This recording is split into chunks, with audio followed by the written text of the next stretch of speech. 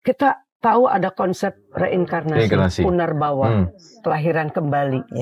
Kemudian kita tahu ada karma yang masa lalu, masa kini, dan masa yang akan datang. Nah, ini adalah ajaran-ajaran Hindu yang memang harus kita pahami benar-benar untuk tahu mengapa terjadi pada saya, mengapa terjadi hal-hal buruk pada saya. Secara umum, akhirnya mindset kita ya, pola pikir kita berkata bahwa kenapa Bali itu kan terkenal dengan religius dengan ritual yang luar biasa. Tapi kenapa gitu begitu mereka mengambil orang non Bali, non Hindu rapuh. Mereka tidak punya pola untuk memberikan pembinaan kepada para istrinya, para pasangannya. Dan itu bukan 1-2 kasus. Tapi anggaplah ada 100 pernikahan. 100 pernikahan, 99 ya. 99 bermasalah. 99 bermasalah. Saya mengatakan 99 bermasalah. Agama KTP bisa dibilang seperti itu. Yang penting dia tidak meninggalkan Hindu. Dia bilang keyakinannya dia seperti itu. Nah, lalu saya hamil, di situ saya meminta petunjuk, ternyata ada rasa, oh ini loh yang saya cari, ternyata ini tujuan saya mungkin waktu itu. Nah, setelah saya bingung, saya minta restu sama Bapak Ibu. Mungkin Bapak Ibu bisa bilang iya, tapi saya nggak tahu hatinya ya. Terus saya minta restu sama mertua. Nah, malah yang kayak nggak setuju itu mertua.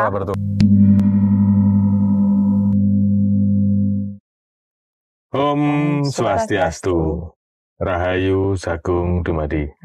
Nah, sahabat Menara Channel, kali ini saya ditemani oleh 4 perempuan luar biasa. Jadi saya sekarang itu laki-laki paling ganteng di antara kami berempat, gitu kan? Nah, tapi ada benang merah lah di antara beliau bertiga adalah Dharmika. Jadi ada yang senior, ya kan? Ada yang agak senior, ada yang muda. Jadi ini kolaborasi yang menurut saya luar biasa dengan latar belakang yang berbeda. Jadi saya perkenalkan dulu, di samping kiri saya pas adalah Bu Rumini. Nah, beliau dari Tuban. Jadi cukup jauh. Jadi kalau kita beli toa Tuban itu bisa pesan ke beliau. Langsung dari pohon. Langsung dari pohonnya. Saya harus sama-sama pohonnya sekalian. Nah, berikutnya Mbak Eri. Mbak Eri ini asli Melancu, asli Kandangan. Jadi masih sangat muda. Kemudian yang spesial adalah Bu Tiwi. Paling jauh. Paling jauh dari Jakarta. Nah, kita awali dari gini aja. Paling enak dari yang muda dulu. Nah, Mbak Eri kan seorang Dharmika nih. Mungkin awalnya masuk menjadi seorang Hindu atau menjadi seorang Dharmika itu gimana? Monggo bercerita singkat padat. Jelas. Dari saya yang mau sebelumnya Muslim, terus mau nikah, terus itu masih ikut Muslim. Nah, setelah menikah selama beberapa bulan. Upacara pernikahan ijab kabul dengan cara Muslim. Berarti pasangannya seorang Hindu. Pasangannya seorang Hindu dan ikut saya masuk ijab kabul ya. Jadi masuk Islam dulu ya. Masuk Islam dulu, habis itu setelah menikah masih mengikuti masih sesuai keyakinan sebelumnya sesuai keyakinan sebelumnya. Habis itu hamil, setelah itu saya bingung, ini arahnya mau kemana, mau gimana. Karena suami saya tanyain, ini aku harus gimana ya? Ya terserah kamu, kan bilang ini. Terus saat itu suami balik lagi menjadi... Setelah menikah suami balik lagi menjadi Hindu. Dan dia nggak mau memaksa saya, nggak mau. Jadi karena jalan masing-masing ya? Itu kan tergantung hati kamu, saya nggak mau bertanggung jawab apapun karena mau memaksa kamu, dia nggak mau. Jadi suami itu nggak berpedoman pada bahwa istri itu surga katut, neraka nunut, itu nggak mau dia. Jadi sendiri-sendiri ya, kurang bertanggung jawab suami. Karena pemahaman suami saya kan bisa dibilang masih kolot gitu loh. Justru kalau yang kolot kan tadi surga ikut, Neraka Katut itu yang kolot itu agama kan? KTP. Oh, agama KTP malah beda ini. Agama KTP bisa dibilang seperti itu. Yang penting dia tidak meninggalkan Hindu. Oke. Dia bilang keyakinannya dia seperti itu. Nah, lalu saya hamil, di situ saya meminta petunjuk. Ternyata ada rasa, oh ini loh yang saya cari. Ternyata ini tujuan saya mungkin waktu itu. Nah, setelah saya bingung, saya minta restu sama Bapak Ibu. Mungkin Bapak Ibu bisa bilang iya, tapi saya nggak tahu hatinya ya. Terus saya minta restu sama mertua. Nah, malah yang kayak nggak setuju itu mertua. Mertua. Yang kelihatan banget nggak setujunya. Nah, setelah saya masuk Hindu itu, wow, masalah. Masalah ya.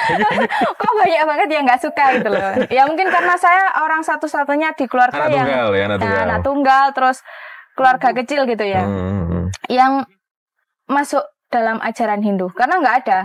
Mungkin di keturunan nggak ada, nggak ada yang Hindu. Iya. Perdana lah ya. Perdana. Iya. Titik baliknya untuk anak keturunan saya nanti. Perdana masuk kembali ke ajaran leluhur lah, kita paling gampang nyebutnya ya. Ya pengalaman itulah, masih muda tapi luar biasa lah ini ya. Saya nggak mau buta. Saya masuk Hindu kan orangnya mikir gini, oh itu lo dinikahin sama orang Hindu jadi masuk Hindu. Jadi saya nggak mau nanti kalau saya ditanya emang kamu kenapa masuk Hindu, saya harus googling dulu ya, Hindu itu apa. Hindu itu gimana sih kayak gitu. Jadi saya banyak tanya sama orang-orang yang menurut saya pintar, mengerti lah. Menurut saya mengerti. Jadi ibaratnya kayak kertas kosong. Orang bilang Hindu itu gini, oh ya Hindu itu gini ya. Tampung dulu. Tampung aja terus sampai ketemu entas-entas. Ya. Nah, terus ketemu orang hebat. Kita potong dulu di situ ya. Kita kembali ke yang agak jauh nih ya. Burung. Kalau Burung perjalanan hidupnya bagaimana? Sampai titik balik yakin sebagai seorang Hindu. Ya, dulu kalau kenal sama Pak Wiji itu enggak tahu kalau agama itu Hindu selama 2,5 tahun. Pacaran ya? Ya. Begitu pulang ke Tuban, menginap, dimintai KTP sama Pak RT ya. Ternyata agama Hindu, anaknya itu bawa orang laki pulang agama Buddha katanya. Itu saya baru tahu, itu saya pusing sekali loh. Selama ini dibohongi saya ini. Terus mau pisah itu gimana? Sudah terlanjur 2,5 tahun kita kenal ya. Udah ketemu seneng gitu ya. Terus kita nikah ditentang sama keluarga, nggak ada yang setuju.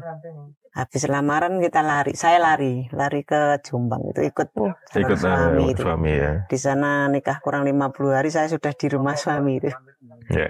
Nikah. Jadi saat nikah artinya orang tua, saudara itu nggak ada yang hadir? Ada. Oh masih ada ya? Ada yang hadir. Meskipun tidak setuju ada yang hadir. Ya. Masih kakak saya yang hadir. Tapi ya. Orang tua artinya mewakili orang tua. Orang tua yang satu meninggal.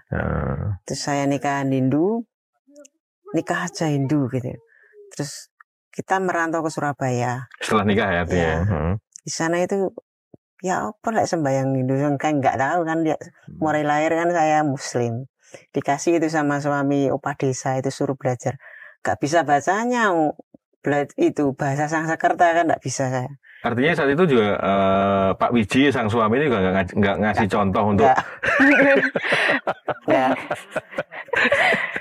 Setiap hari saya itu sholat tahajud, sholat Muslim lah saya bisanya kan sampai punya anak yang kedua. Itu saya masih berdoa melahirkan masih berdoa secara Muslim masih selama 13 tahun itu. Saya jualan juga laris itu sakit parah lah. Kerja 6 tahun habis 3 bulan. Karena gara-gara sakit tadi ya? Iya, sakit tuh tipes sampai tipes otak. Betul. Sampai habis lah uangnya. Sakitnya saya pulang ke desa, ke Jombang. Pulang, terus di situ tuh ketemu sesepuh itu diajak ke pura-pura, ke Gresik, ke Kediri itu diajak. Istilahnya kalau sekarang itu piodalan. Ya, pas upacara piodalan datang ikut sembahyang sana gitu ya. Ikut, terus di sana itu ada Dharma Wacana itu bilang mau Dharma Wacana ada mahasiswa unjuk rasa nggak bisa jalan, nggak kasih jalan gitu loh. Akhirnya itu baca Gayatri katanya, terus dikasih jalan. Itu saya dengerin terus sampai pulang tuh saya dengerin. Waktu itu saya masih jualan nasi di pabrik rokok itu. malam itu kan berangkat malam di sana itu subuh itu berangkat di sana jam 5 harus datang mulai buka di pabrik ya. Itu gara-gara bensin itu ya. Bensin sepeda motor itu habis di bawahnya serat merah itu. Ya. Ini nanti kalau habis bensin nasinya itu siapa yang ngewangi ngangkat itu sepeda kan nasi sayur ada soto ada rawon itu. Saya itu baca Gayatri itu mulai dari rumah sampai di depan pabrik itu ada 7 kilo. Jauhnya 7 kilo itu. Loh bensinnya ndak habis. Sampai mulai anak-anak sarapan sampai pagi sampai jam 5:30 tuh. Sampai pulang lagi ke Ngoro ke rumah ndak habis. Ya itu saya baru mantap. Menjadi titik balik. Iya. Nah, walaupun saat itu masih tetap kan secara KTP udah Hindu ya. Sudah. Tapi secara keyakinan masih kombinasi ya. Enggak tahu. Saya mau kemana arahnya sembahyang cara apa enggak bisa. Ya. Jadi efek Gayatri lah yang menjadi penentu titik balik ya. Ya itu. Terus setelah, tadi kan 13 tahun ini kan panjang Bu ya? Iya. Jadi selama 13 tahun ya suami jalan sendiri, ibu jalan sendiri gitu aja Bu ya? Iya. Jadi lebih parah daripada Mbak Eri. Kalau Mbak Eri kan masih 9 bulan lah ya. Masih di bawah 1 tahun sudah ada titik terang. Kalau Bu Rum ini 13 tahun sampai sakit, sampai habis-habisan baru. Habis-habisan baru. Nah, ini yang menarik kan itu kan, sikap suami kepada istri ini kan banyak ya Bu Dewi ya. Dan saya yakin kan kasusnya bukan hanya mereka berdua, ya kan. Di banyak tempat ini juga banyak terjadi. Bahkan kadang kalau saya pernah ketemu keluarga dari Bali ya, sampai sang suami meninggal pun sang istri pun sembahyang Hindu nggak tahu, ya kan. Itu ada. Artinya memang suami ini pun bekal untuk memimpin istrinya sendiri secara agama itu juga banyak kasus belum mampu. Nah, ini kita ke konsultan kita nih. Konsultan. Nah, dengan kondisi kayak gini lah Bu, kalau ini ke depan itu selalu seperti ini, artinya kan kita akan menurunkan generasi yang makin turun kan kualitasnya kan. Ya harusnya kan ke depan kita harus meningkatkan kualitas hidup, tapi dengan model seperti ini kan justru kebalikannya. Nah kalau menurut Ibu gimana nih? Baik, terima kasih Mas Tio. Selamat bertemu Mbak Eri, Mbak Rum. Ya. Kalau dari cerita yang disampaikan Mbak Eri, Mbak Rum tadi, saya melihat bahwa memang yang tidak siap menerima itu justru dari pasangannya yang beragama Hindu, ya. Entah itu ini kebetulan 2 orang perempuan yang kuat ya, perempuan yang punya basic yang kuat untuk menerima tempaan yang luar biasa. Ya. Kalau tidak sudah lari mereka. Ya, pasti. Bye, gitu ya. Iya kan? Bisa menghidupi diri sendiri, kemudian harus berpikir sendiri, kemudian memutuskan apa yang harus dilakukan juga sendiri. Artinya, kalau perempuan-perempuan yang lemah, yang rapuh, itu mereka tidak akan mampu. Tapi Mbak Rum, Mbak Eri, ini punya pendirian bahwa ketika mereka memutuskan, mereka harus ambil resikonya. Ya, entah itu karena memang kalau saya kembali ke rumah diterima atau tidak? Diterima atau tidak, atau apa kata dunia gitu ya. Kita sudah memilih. Kemudian ketika Mbak Rum, kok aku tidak menjadi lebih baik hidup saya, malah semakin terpuruk. Ya, nah di sana saya melihat bahwa kekuatan seorang perempuan ya untuk menerima satu kondisi yang tidak nyaman, tidak enak, buruk gitu ya, tapi itu luar biasa. Ya, mungkin kalau kembali bahwa orang yang mudah menyerah itu sudah menyerah, karena 13 tahun bukan waktu yang pendek. Ya, nah kemudian Mbak Eri dengan ketika akan melahirkan tersadarkan dengan nanti saya mau kemana ya, rumah tanggaku mau dibawa kemana. Dan ini kembali bukan persoalan mereka berdua nih, tapi secara umum para dharmika ya, yang saat ini lagi ngetren ya dharmika. Ya, Jadi kita juga baru tahu istilahnya. Itu sudah berani ya, berani mengatakan di depan umum, berani bercerita, berani mengatakan hal yang sebenarnya, bahwa harapannya adalah besok yang lain, generasi berikutnya jangan seperti kita, betul, gitu ya, yang mengalami kondisi yang tidak menyenangkan tentu saja di awal. Dan itu kalau tadi Mas Tio bilang generasi berikutnya gimana kalau kondisinya seperti ini, karena kita tahu ibu hamil dengan kondisi stres, depresi misalnya ya, pikiran nggak tenang, itu berpengaruh kan ya. Itu kan berdampak kepada si cabang bayi, ya. Nah itu berdampak ke situ. Nah kemudian apa yang harus kita lakukan sesudah kita melihat sejarah ini, cerita-cerita para dharmika, Mbak Eri, Mbak Rum ini, yang harus kita lakukan sekarang adalah bahwa masa lalu itu menjadi pembelajaran buat kita. Kedepannya yang harus betul-betul kita perhatikan adalah kembali tumbuh kembang anak-anak. Tumbuh kembang anak-anak, dia harus mendapatkan haknya sebagai anak tentu saja. Kemudian dia juga harus mengetahui siapa dia, jati dirinya yang sebenarnya. Jadi harus sejak awal sekali.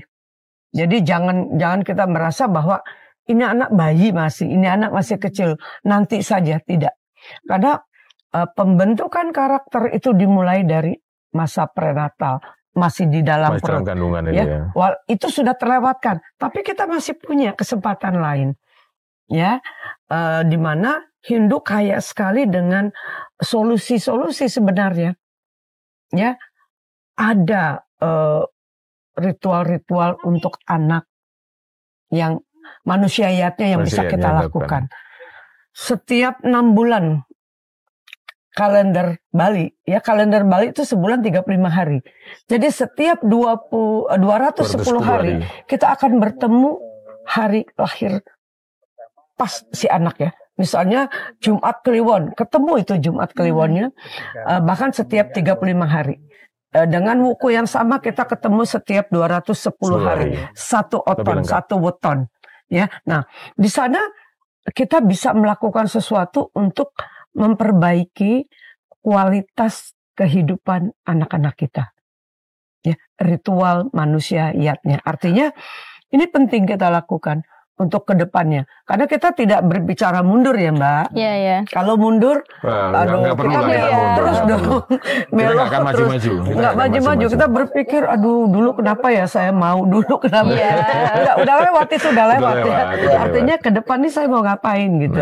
Karena kita sudah berani mengambil keputusan, berani mengambil semua resiko, ya kan? Ya, betul. Bahkan resiko dibully oleh lingkungan kita sendiri gitu ya. Nah ini kembali untuk menjadi motivasi saya kira untuk semua para dharmika. Artinya karena momennya ini kita mengangkat tentang dharmika, tentang terutama perempuan-perempuan yang menikah dengan seorang Hindu, orang Hindu dan menjadi Hindu karena pernikahan ya. Nah seperti itu. Artinya momen ini bukan berarti kasus lainnya yang memang Hindu, perempuan Hindu dengan laki-laki Hindu juga tidak kurang, kasusnya banyak gitu ya. Banyak. Nah ini kembali kalau kita mau jujur ya, jujur dulu nih para laki-laki nih, yang terutama yang berani mengambil orang luar, bahwa harus berani bertanggung jawab, terutama bagaimana membina keluarganya mulai dari istri kemudian nanti anak-anaknya. Ini saya kira permasalahan yang paling mendasar yang ada selama ini sih Mas Tio, bahwa kalau tadi Mbak Eri berkata itu agama KTP itu agama KTP. Ya karena kenyataan itu banyak itu KTP. Nah ini harus betul-betul disadari bahwa secara umum akhirnya mindset kita ya, pola pikir kita berkata bahwa Kenapa? Bali itu kan terkenal dengan religius ya. Dengan ritual yang luar biasa. Tapi kenapa gitu begitu mereka mengambil orang non Bali, non Hindu, rapuh. Mereka tidak punya pola untuk memberikan pembinaan kepada para istrinya, para pasangannya. Dan itu bukan 1-2 kasus. Tapi anggaplah ada 100 pernikahan. 100 pernikahan, 99 bermasalah. 99 bermasalah. 99 bermasalah. Saya mengatakan 99 bermasalah. Nah itu. Artinya ini umum terjadi. Jadi mungkin ya PR lah bagi anak-anak muda, terus khususnya laki-laki ya. Khususnya laki-laki ketika mau menikah itu, kalau calon istrinya itu non Hindu, berarti harus minimal tulisan dia bisa lah. Doa makan. Doa makan itu bisa ya. Doa sehari-hari harus tahu lah. Karena kita ditanya istrinya, karena di saudara kita di Muslim ya. Contoh kita kan dari latar belakang Muslim, kan doa makan mereka udah diajarkan dari playgroup lah ya. Kita di Hindu kalau nggak ngasuh pasraman nggak tahu Pak. Kan? Itu contoh kan. Bahkan kalau mungkin di antara kita yang hadir ditanya sekarang pun nggak bisa jawab. Kebacut. Nah ini juga PR bahwa kita harus bisa memperbaiki diri khusus untuk laki-laki. Khususnya. Laki-laki. Nah, karena nantinya kan harus membina istri, ya kan. Kemudian anak-anak, ya kan. Jadi figur contoh lah, ya kan. Jadi gurunya istri adalah suami pertama lah. Jadi kan guru itu kan bisa digugu dan ditiru kan kalau orang Jawa bilang. Kalau tidak bisa digugu dan ditiru, ini terus mau mencontoh siapa? Teori. Nah, tapi kan menarik ya Bu ya. Kalau saya memperhatikan kan terakhir mungkin pengamatan saya mungkin agak berbeda ya. Saya tidak melihat dari sisi latar belakang budaya atau apa, tapi ada faktor X ya, yang menyebabkan mereka, di antara mereka itu kenapa harus masuk Hindu, menjadi seorang Hindu, ya kan? Sebenarnya kan kasusnya ya hampir-hampir mirip lah, ya kan? Tapi ketika kita mulai berjalan, itu ternyata ada tugas yang kalau saya perhatikan ada tugas yang dilakukan dia terkait dengan leluhurnya, ya kan? Saya bisa menyimpulkan setelah tadi upacara entas-entas yang kita jalankan itu adalah titik balik. Tapi apakah mereka ya Bu Rum sama Mbak Heri itu kira-kira kasusnya identik dengan itu enggak? Artinya ada campur tangan leluhur yang membuat mereka akhirnya kembali ke ajaran leluhurnya mereka. Karena kita akui ya, artinya sekian ratus tahun yang lalu leluhur mereka berdua, leluhurnya Bu Rum sama Mbak Heri ini kan juga sama dengan kita saat ini, ya kan? Nah, menurut dari Ibu gimana? Ya, pengalaman selama ini, di mana saya seringkali menjadi konselor untuk teman-teman, ya, dan kami mencoba untuk melihat ya, Mbak Eri, Mbak Rum, bahwa itu tidak semata-mata hanya karena Mbak Rum tuh kenal dengan suami kemudian tiba-tiba mau jadi Hindu. Tentu dengan berbagai pertimbangan, kemudian berbagai konflik yang terjadi ya di batin, bahwa betul nggak nih saya begini. Tapi mengapa tetap lanjut? Mengapa ada kekuatan yang membuat misalnya Mbak Rum, Mbak Eri untuk saya pilih ini. Nah, kekuatan-kekuatan itu menurut saya bukan semata-mata hanya karena kita cinta loh ya. Hari gini gitu ya, masa cinta apa tidak ya. Karena saya suka, saya sayang, saya cinta. Itu udah banyak bohongnya kalau ngomong gitu ya. Iya. Pasti itu banyak bohongnya. Ya, tapi mengapa?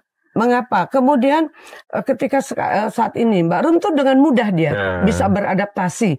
Sudah paham sekali dengan ritual-ritual Hindu Jawa ya Mbak Rum ya. Artinya itu sesuatu yang sudah dia kenali sebelumnya. Ada pengalaman yang dialami di masa lalu sebelumnya. Yang pernah lakukan.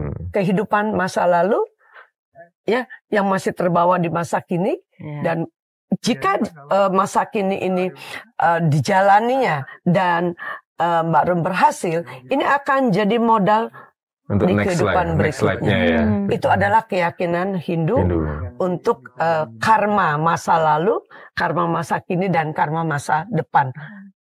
Tergantung apa yang kita lakukan. Nah, saya melihat bahwa dengan mudah Mbak Rum itu belajar, ya, paham dengan semua ritual yang sekarang dan suka melakukannya. Suka melakukan. Ya, tidak ada paksaan. Itu berarti dia sudah mengenal jauh sebelum dia lahir. Nah, sekarang kenapa bisa kembali seperti itu? Karma kehidupan kembali. Ya. Secara pribadi itu ya. Betul. Secara pribadi. Kalau tidak ada kenangan masa lalu. Kenangan masa lalu. Iya, betul. Kan tidak aneh buat Mbak Rum ketika dia mempelajari ini sarana-sarana upacara Hindu, walaupun orang Jawa kan tidak tahu sebelumnya, tapi mengapa begitu familiar untuk Mbak Rum? Ya, Mbak Eri mengapa bisa memutuskan seperti itu? Lebih cepat ya, lebih cepat. Lebih cepat. Logika yang bermain. Logikanya mengatakan bahwa Anda tidak bisa memutuskan ini berdasarkan ego, ya kan? Ya. Kalau logikanya nggak main gitu ya, Mbak Eri ini bisa. Oh, aku bolak-balik ke ibuku juga nggak ada masalah. Iya. Kalau ibuku nggak ada masalah. Bener. Kalau iya kan. Nah, tapi logikanya main bahwa tidak. Saya nggak mau kehilangan apa yang sudah saya miliki. Resikonya udah diambil kan ketika menikah itu kan resiko kan ya. Artinya kehidupan itu sudah dipilih ya. Mbak Eri sudah memilih bahwa saya akan menjalani ini apapun yang terjadi. Ya, jadi logika. Jadi ada yang karena logika dominan itu dia akan cepat sekali memutuskan karena dia melihat apa jadinya ya. Contohnya sudah terlalu banyak kan.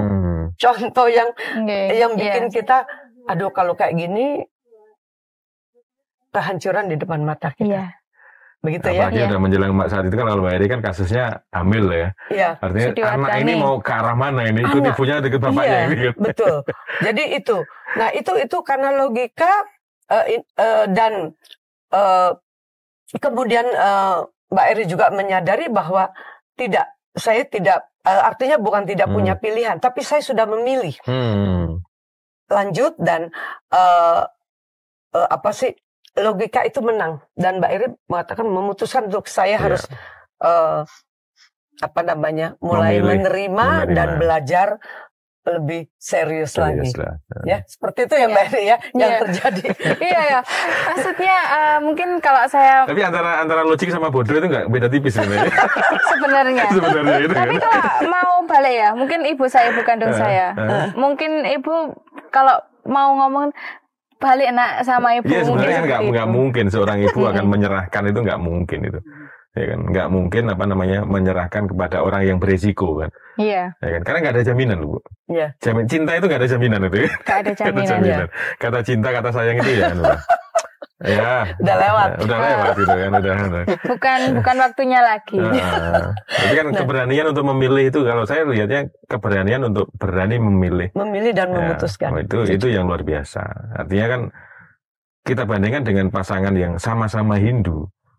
Ya kan, kadang kalau saya melihat mereka lebih menang secara kualitas dibandingkan. Saya jujur mengakui ya, banyak pasangan Hindu yang kalau saya bandingkan dengan contoh ke Mbak Eri nih yang masih muda kan. Jadi mereka lebih berkualitas dibandingkan yang notabene sama-sama dari Hindu deh Hindu. Ya, dari awal saya katakan, ini kalau perempuan ini kayak tidak gini, kuat, mentalnya mungkin. Tidak gitu. Ya. Sudah bye-bye, sudahlah kita bubar saja. Nggak ada anak-anak pertama ini. Betul, kita bubar saja. Nah artinya bahwa alam di sana pun ikut bermain, di mana ketika kita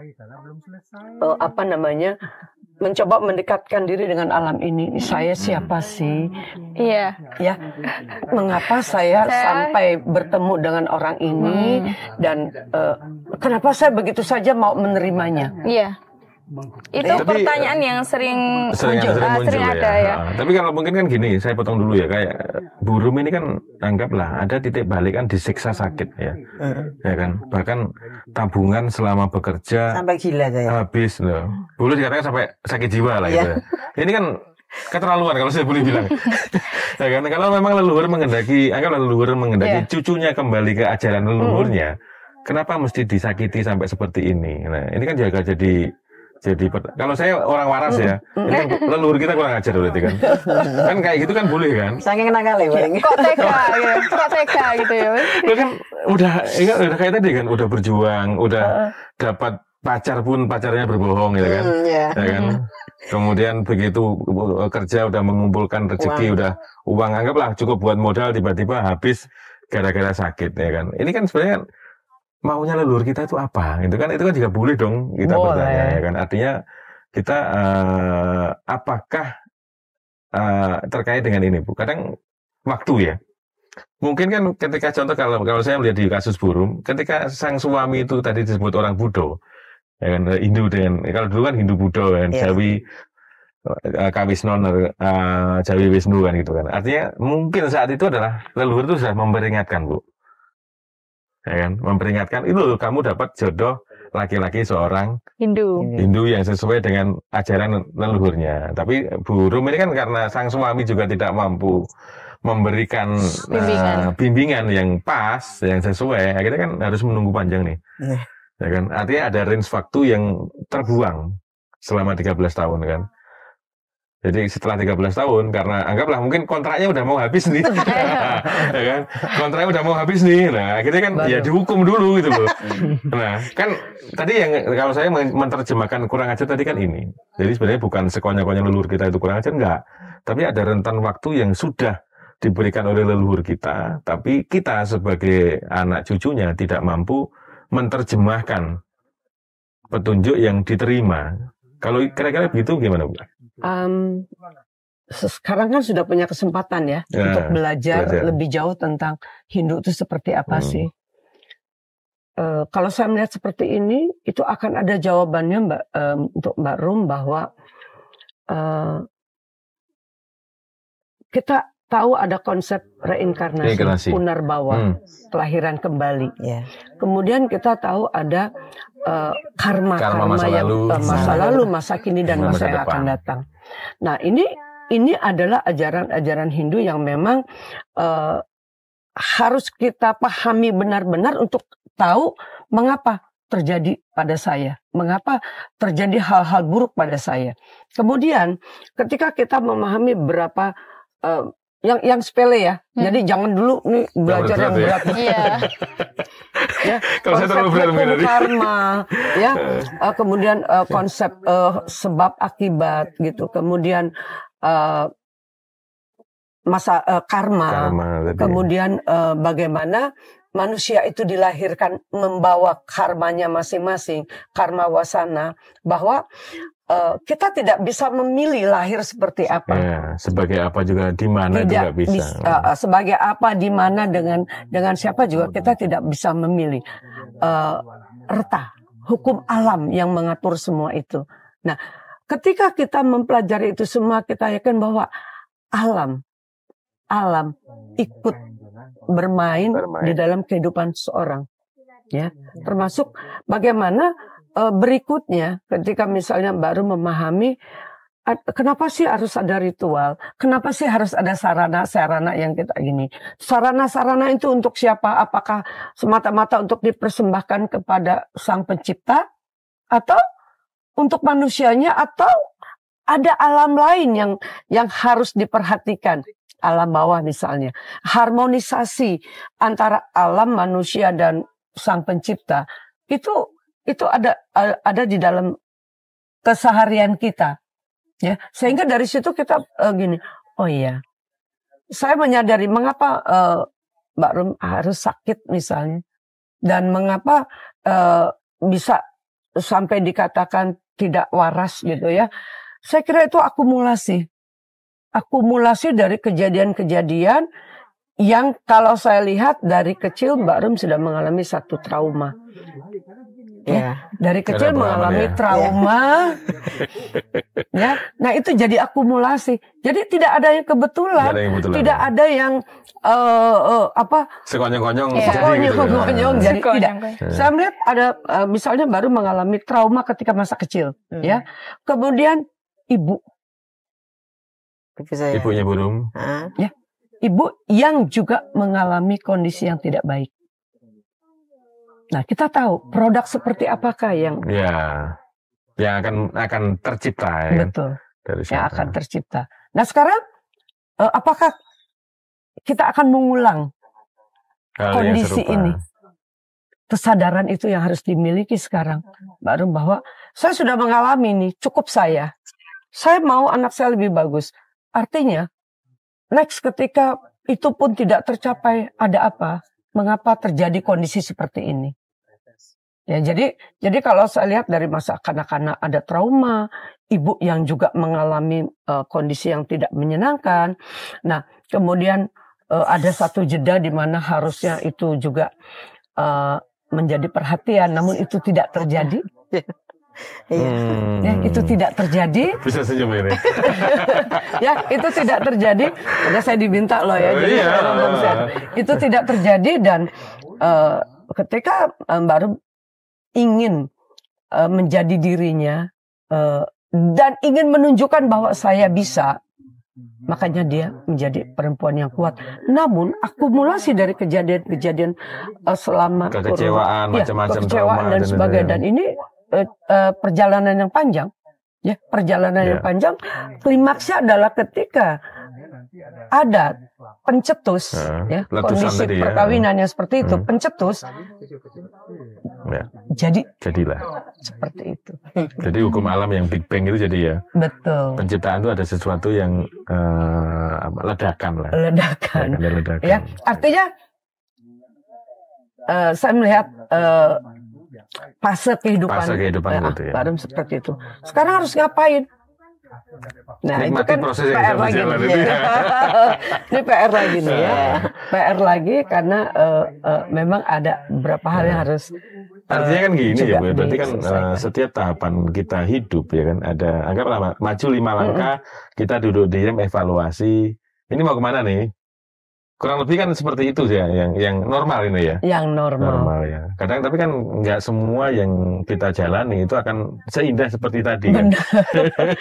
Orang yang mengalami trauma itu biasanya tidak menyadari kondisi itu, Mas. Tidak, hanya menjalani, tapi tiba-tiba ketika tidak mampu ya pasti down, pasti jatuh. Jadi itu kondisi yang terjadi. Dan kalau sudah seperti itu kan memang harus ada orang ketiga yang menyadarkan untuk bahwa mengingatkan ya, artinya itu harus terjadi dan itu satu fase kehidupan harus kita lewati. Gitu. Dan kita juga tidak tahu siapa yang nanti bisa membantu, ya kan? Dan entah itu anak kecil, orang dewasa. Kadang dengan kita pun bisa belajar kan, dengan orang gila itu bisa belajar dari sana. Ya, kan? Tapi kan keajaiban, miracle itu selalu terjadi ketika seseorang betul-betul pasrah, kemudian mengikuti bahasa alam ini diikuti, artinya tidak lagi melawan, ya, tidak lagi melawan, namun berbuat sesuai dengan apa yang harus saya lakukan dan dilakukan dengan kepasrahan. Itu dengan biasanya rasa ikhlas, pasrah, itu pasti ada sesuatu di sana. Ada keajaiban yang terjadi. Ya. Kenapa Mbak Rum bisa sembuh misalnya? Sepele ya, sebenarnya kan sepele lah. Ya, tapi itulah kekuatan. Betul, ya, betul. Itulah kekuatan doa, ya, kekuatan keyakinan kita bahwa kita bisa melewatinya, dan itulah kekuatan seseorang menerima sesuatu dengan tulus. Ya, kekuatan itu lebih banyak dimiliki oleh kaum perempuan biasanya, bukan karena saya perempuan ya. Ya boleh bilang begitu. Kayak laki-laki itu kadang gayanya aja ya. Gayanya ya. Rapuh sebenarnya. Nah, seperti itu ya. Jadi ini juga momen yang sangat baik untuk saling menguatkan ya, saling menguatkan bahwa kalau kita mau sempurna, nggak ada. Nggak ada. Sepakat. Kalau kita mau bahagia, nunggu nggak ada. Iya. Bahagia itu harus kita ciptakan sendiri. Nggak ada, ya. Kalau kita mau happy, nggak ada yang ngajak kita. Kitalah yang mencari dan menciptakannya sendiri. Artinya itu kan hal-hal sederhana yang bisa kita ciptakan sendiri, ya kan? Iya. Kalau mungkin teman-teman kita yang lain, kalau lagi marah, kesel gitu, ke mall selesai. Kita mungkin cuma ke pasar sebelah rumah, happy aja. Atau ke boncengan istri pegangan gini udah seneng. Itu yang harus kita karena bahagianya itu standar orang kan beda-beda. Nah, kalau kita sudah tahu itu, kita udah nggak bingung lagi, tidak lagi ngenes gitu ya, ngenes gelo gitu ngelihat. Teman saya kok gini, dia motornya ganti lagi. Kita sudah nggak lagi seperti itu. Ya, harapannya bisa begitu. Ya sudah, bersyukur ya. Astungkara dia bisa begini. Kita senang seperti sekarang ini udah sesuatu yang pencapaian luar biasa. Itu ya. Jadi itu tidak ada sekolahannya. Iya. Itu belajar dari diri kita sendiri. Kalau kasus Mbak Eri tadi kan full ya, banyak logik yang bermain ya, banyak logika ya. Jadi kalau secara milenial, generasi milenial, selalu referensi itu dicari. Ada Mbah Google kan yang bisa ditanya. Tapi ketika ketemu Mbak Eri tadi, Ibu Tiwi nggak usah berbagi nomor telepon, Bu. Bahaya. Pertanyaannya kemana-mana gitu.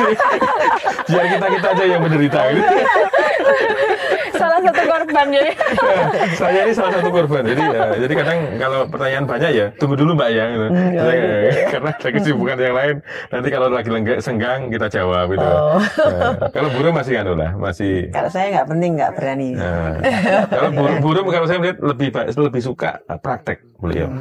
Ya kan. Tapi kalau saya terakhir memperhatikan ya. Memperhatikan burung. Orang yang baru ini memilih jalan bakti untuk betul. Ya, itu pilihan dan semua pilihan itu bagus untuk mau jalan bakti, mau jalan jenana, apapun yang kita tujuannya satu, bahwa kita memang mau bersyukur, berterima kasih, mau menghormati Sang Pencipta dengan cara kita. Dan itu semua tidak salah. Tadi sama kayak semua tadi, benar. Bahagia itu harus kita sesuaikan. Sama, jalan apa yang kita tempuh sama. Nggak bisa semua diajak sama, nggak bisa. Dan kita nggak boleh iri dengan yang lain. Ada yang spesialisnya di sini.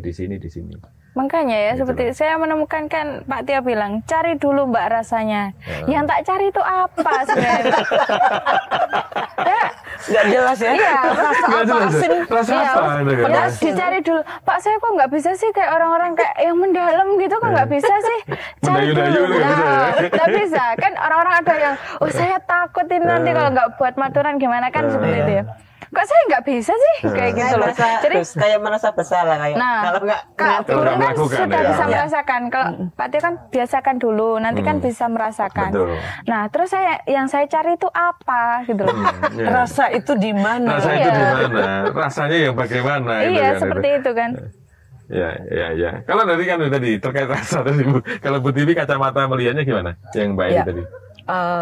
Ada memang tipe-tipe orang seperti misalnya Mbak Eri, dia kan easy going nih, artinya pokoknya aku udah lakukan, ya kan, lihat hasilnya mau sesuai mau enggak ya sudah, ya kan, artinya dia lebih karena lebih cepat memutuskan rasio lagi ya, logika dan rasionya yang ada bahwa Tuhan tahu kok, kalau hari ini aduh segitu banyak ya. Lagi sibuk banget. Sayurnya mesti dibuat. Terus waktunya nggak cukup. Terus kalau aku bikin ini anakku bagaimana? Artinya banyak pertimbangan. Banyak pertimbangan. Tapi rasionya lebih dominan bahwa ya kalau mau marah-marah aja. Lebih enak gitu kan, Bu? Ya, mau marah-marah aja gitu ya. Tapi saya sebenarnya nggak suka ya. Nggak suka gimana? Nggak sukanya gini loh. Jadinya aku itu kayak orang yang saya dibilang umat, ya? enggak sih. Enggak, ya? Jadi aku tuh umat tapi kok males gitu. Ya enggak sih? Jatuhnya kan ke situ. Kan enggak kayak orang itu. Tapi kan kalau udah disimpulkan males kan enggak apa-apa. Kita yang ngomong. Biasanya kalau ada kondisi seperti itu, ya, ada kondisi seperti yang dialami Mbak Eri, rasa memiliki itu masih on off ya, masih on off, artinya kalau lagi aku nyambung dia nyambung gitu ya, artinya bahwa apa sih yang bikin semua itu ketidaktahuan. Itu pasti penyebabnya, tidak tahu. Ya kan, kemudian tidak paham dengan apa yang dilakukan dan dampaknya harus seperti apa, tidak paham. Salahkah? Tidak, karena dia misalnya Mbak Eri sekarang, aku harus belajar di mana? Siapa yang bisa menjawab? Dan yang pasti nggak semua, anggaplah di lingkungan Mbak Eri ya, di lingkungan kita itu nggak semuanya akan mampu menjawab. Karena role modelnya tidak ada. Nggak ada, betul. Itu kan permasalahan. Iya kan? Ya, karena kembali bahwa umur seseorang juga menentukan. Betul. Apalagi ini, saya baru setahun loh, baru 2 tahun loh aku masuk Hindu. Terus kalau aku nggak bisa, wajar dong. Dan tidak ada yang mengajarkan saya itu. Ya kan? Mencari tahu sendiri yang tadi dikatakan, nanti muncul rasa. Di mana saya cari rasa? Aku nggak dapat kan? Ya jualan nggak ada loh. Ya jualan nggak ada gitu ya. Nah, kembali bahwa rasa itu akan didapat ketika Mbak Eri memahami filsafat agama Hindu itu seperti apa. Bagaimana misalnya Hindu itu identik dengan ritual. Bagaimana Hindu itu identik dengan hal-hal yang memang memerlukan memerlukan jalan banyak cara yang ini yang Mbak Eri sendiri belum tahu aku memilih jalan yang mana. Misalnya ya. Nah, pemahaman ini kan belum ada di dalam dirinya Mbak Eri, belum ada di dalam pikirannya bahwa oh boleh ya kalau saya hanya jalan bakti saja, saya sembahyang, saya rajin sembahyang, saya rajin membuat sarana persembahyangan, kemudian saya rajin membersihkan tempat ibadah, kemudian saya rajin untuk bisa mengikuti semua kegiatan keagamaan, itu boleh misalnya. Atau ketika Mbak Eri berpikir, saya boleh dong, saya tidak datang ke rumah ibadah, saya tidak ke pura, tapi saya baca doa di rumah. Boleh nggak? Iya. Ya kan? Karena untuk ke pura itu saya perlu persiapan bla bla bla bla. Tapi untuk doa, mungkin persiapannya adalah untuk diri ini keyakinan bahwa doa ini akan sampai dan kualitasnya sama dengan apa yang dihaturkan di pura. Ya kan? Doa itu juga sebuah haturan. Doa itu juga sebuah kegiatan keagamaan. Ya, kembali pola pikir, mindset seseorang, kemudian pemahaman tentang beragama itu seperti apa, itu juga menentukan. Ya, sangat menentukan. Termasuk kalau kita di rumah berdua itu tidak beresiko. Betul. Ya kan? Resiko pengeluaran, resiko membicarakan hal-hal yang nggak penting. Nah, berikutnya ketika itu semua sudah dicoba, baru rasa itu muncul. Jadi perlu uji coba. Betul. Baru rasa itu muncul. Kenapa? Kapan saya harus mengenalkan anak-anak saya kegiatan keagamaan di luar pura? Mengenalkan mereka bahwa ada lingkungan lain. Mengenalkan mereka bahwa mereka harus tahu lingkungan seperti apa yang harus dimasuki oleh anak-anak kita. Nah, itu baru ada keinginan sehingga ada rasa yang muncul bahwa oh iya harusnya saya lakukan ini ya. Itu baru akan muncul dan itu butuh proses. Ya, jadi jangan takut. Jadi saya selama ini salah. Nggak ada yang salah sebenarnya. Tidak ada yang salah. Ya, hanya waktulah yang nanti akan menuntun Mbak Eri bahwa berikutnya saya nggak bisa lagi nih asal-asalan. Berikutnya saya nggak bisa lagi tidak peduli dengan kapan saya harus ke pura, ya kan? Yang wajib itu kapan? Atau bahkan saya tidak mau anak-anak saya nanti seperti saya. Kapan saya memulai membawa anak ini, mengenalkan mereka pada lingkungannya, agar mereka paham, agar mereka kenal lingkungannya, agar mereka tahu siapa dirinya. Itu kan tidak bisa tiba-tiba juga. Perlu proses. Betul. Ya. Jadi sebenarnya poin kita ya kan, target kita adalah generasi berikutnya kan. Betul. Jadi yang kita obrolin tadi kan sebenarnya kan sekarang kita itu udah dilupakan lah ya kan. Sebagai pribadi kan kita udah mengkorbankan diri kita untuk contoh keluarga kita ya kan. Artinya apa yang kita lakukan, keputusan kita untuk menikah dengan si A, si B, si C, dan kemudian kita apa yang kita lakukan atas kesepakatan berdua, sebenarnya kan tujuannya untuk anak kita kan. Jadi artinya saat kita menikah, sebenarnya kan kita sudah anggaplah melupakan diri kita fokus kita kan ke anak. Ya kan. Jadi apa yang terjadi selama ini sebenarnya ya tadi tugas orang tua. Bagaimana supaya anak kita tidak seperti kita. Artinya tidak seperti kita bukan berarti tidak mirip ya kan. Tapi secara kualitas hidup menjadi harus lebih baik. Nah, itu adalah poin yang anggaplah jadi kesimpulan kita ngobrol kali ini. Basicnya. Ya.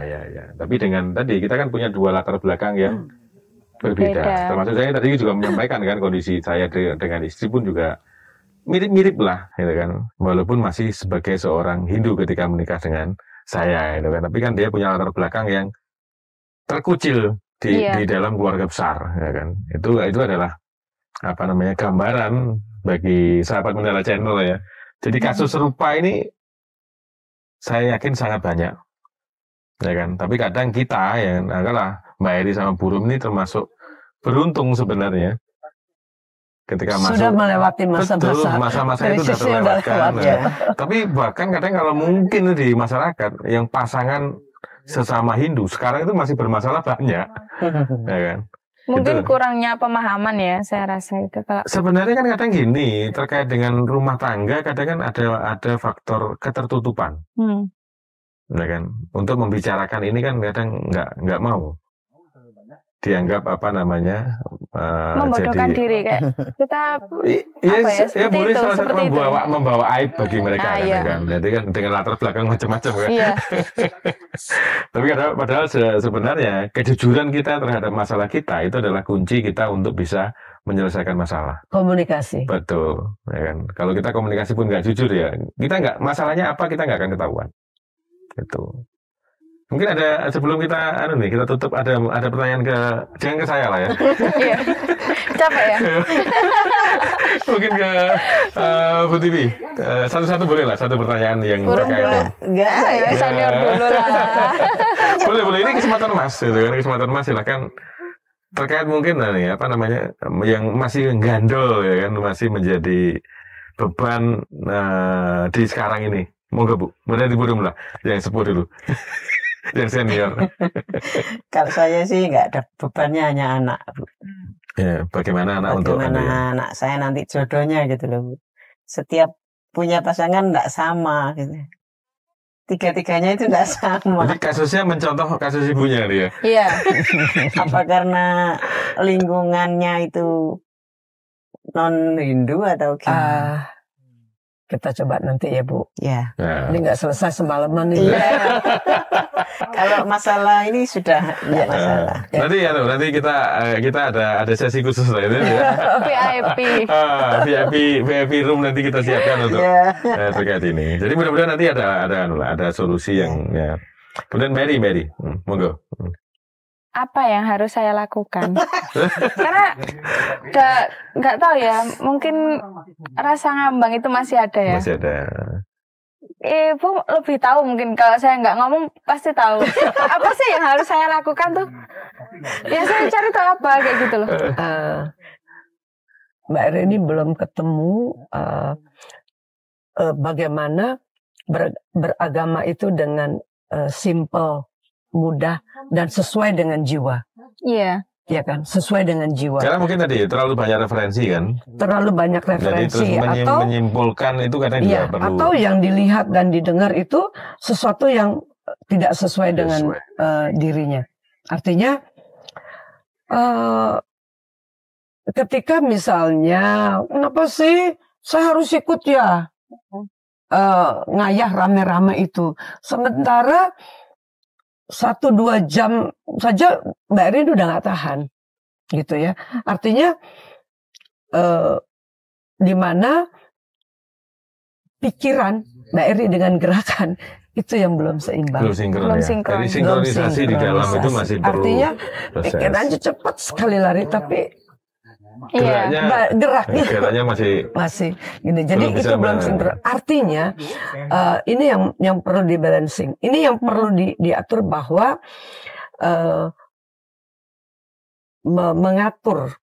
mengatur ya, memanage rumah tangga itu, ya.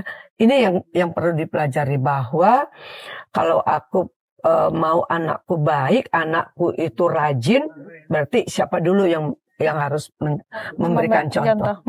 Ya kan? Tidak mungkin anak itu mencontoh tetangganya. Ya kan? Iya. Kemudian kalau aku mau anakku ini tidak suka teriak, berarti kita pun harus bisa menahan diri untuk tidak teriak ketika kita minta tolong atau mengingatkan sesuatu. Iya. Dari situ. Apa yang itu? Nah, dengan begitu nanti ada kepuasan ketika Mbak Eri melihat anak-anak ini, oh dia mau loh bilang terima kasih, dia mau lo mama tolong dong ambilkan. Nah, pembiasaan itu yang harus terus dilakukan kepada anak, sehingga itu yang nanti akan memuaskan perasaan Mbak Eri dan berasa bahwa oh saya ini diperlukan oleh anak-anak saya. Oh saya ini dibutuhkan oleh suami saya. Oh saya ini ternyata di pura itu diperlukan. Walaupun saya hanya bisa bantu-bantu yang hal-hal sepele. Ya, kalau misalnya Mbak Rum bikin sajian, bikin segala macam itu mungkin fokus. Tapi misalnya Mbak Eri belum bisa, aku kan bisa bersih-bersih. Iya. Iya kan? Apakah itu tidak penting? Penting. Besok orang kan gini, Eri kemana ya? Belum ada yang bersih-bersih nih kalau dia nggak ada. Artinya diperlukan, walaupun itu pekerjaan sederhana. Tapi itu kan tidak akan selesai pekerjaan itu kalau misalnya yang dinas kebersihannya tidak ada misalnya, atau yang menyiapkan minum tidak ada, itu juga nggak tuntas pekerjaan di satu karya itu tidak akan selesai, kan begitu. Jadi kita tahu di mana kita menempatkan diri, ya. Jadi itu nggak harus pinter bikin banten, bikin sajian, enggak, tidak harus sesuai dengan kapasitas dan kemampuan. Tapi kita bisa melakukan yang bermanfaat untuk orang banyak. Itu lebih bagus. Ya. Termasuk mungkin satu hal mungkin mengerem dulu. Rasa keingintahuan yang sangat besar tadi. Jadi mengerem artinya biar referensi nggak terlalu banyak dulu. Iya, mungkin jadi karena mengurangi itu ya.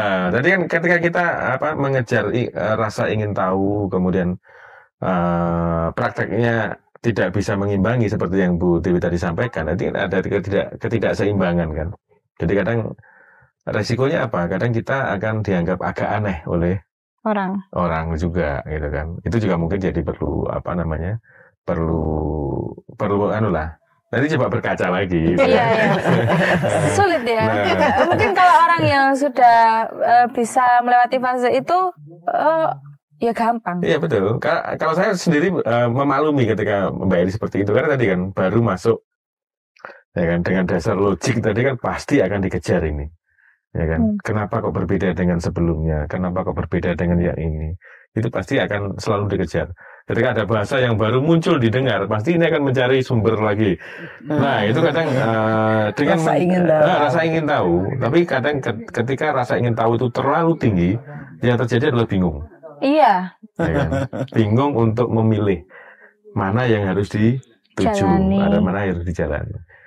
Ya, tapi luar biasa lah apa yang kita obrolkan malam ini, banyak hal yang bisa dipetik oleh keluarga Dharmika di Nusantara. Jadi artinya apa yang dialami oleh keluarga Dharmika di Nusantara itu tidak sendiri. Iya. Ya kan, tidak sendiri. Jadi mudah-mudahan apa yang kita obrolkan tadi bisa menjadi salah satu bahan untuk belajar. Nah, apabila nanti mungkin ingin yang berkonsultasi ke Bu Tiwi, langsung ke Bu Tiwi lah, nggak usah lewat saya. Nah, pertama pasti terima kasih Bu Tiwi ya, atas waktunya, luar biasa. Mbak Eri, Burung, terima kasih. Ya.